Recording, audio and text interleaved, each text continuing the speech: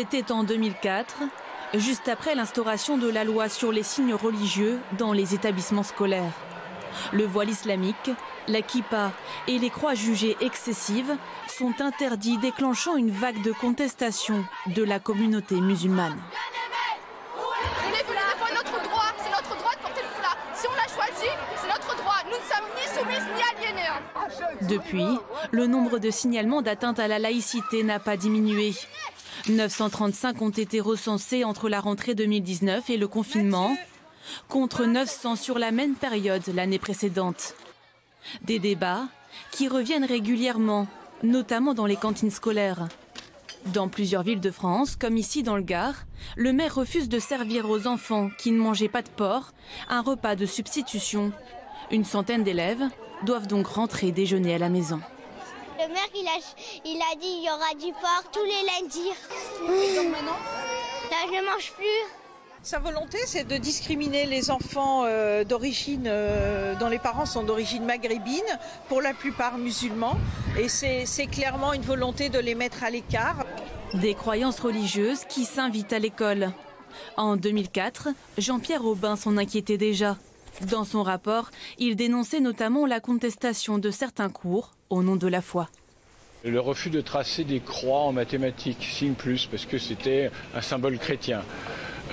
On avait beaucoup d'incidents aussi déjà dans les sorties scolaires, refus de rentrer dans un bâtiment chrétien, même s'il était désaffecté, transformé en musée, etc.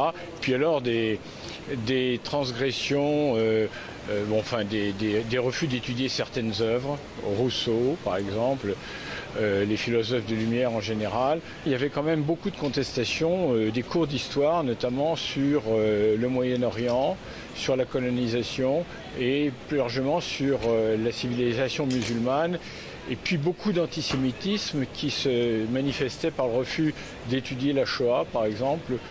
Mais son rapport a selon lui été enterré à l'époque. 16 ans plus tard, il regrette que ses propositions n'aient pas été prises en compte. Le problème, c'est évidemment que, par exemple, un enseignant qui s'auto-censure, ils sont plus du tiers à déclarer s'auto-censurer pendant leur cours, de peur d'avoir des incidents avec des élèves, ceux-là, ils ne vont pas le signaler au rectorat, par définition. Donc il y a beaucoup de choses qui passent sous les radars du dispositif. Et en fait, il ne faudrait pas se borner à traiter les cas qui sont signalés, qui sont minimes, qui sont peu nombreux, je veux dire. Mais il faudrait former tous les enseignants à être capables de réagir face à cette montée de l'islamisme dans les classes. Pour lutter contre le séparatisme islamiste, le gouvernement veut multiplier les cours d'enseignement de langue arabe au sein des établissements publics. Assalamu alaikum. Tafaddalu. Assalamu alaikum. Dans ce collège, ces élèves de 5e ont choisi d'apprendre l'arabe comme deuxième langue vivante. Moi, je suis algérien, je parle arabe, mais ça, c'est un autre arabe. Ça, c'est l'arabe standard. En fait, je me suis dit que ça allait servir beaucoup plus, en fait, plus tard. Que c'était une langue beaucoup plus développée, beaucoup plus complexe, une nouvelle culture. La principale du collège en est persuadée. Ces cours permettront de mieux lutter contre les dérives communautaristes.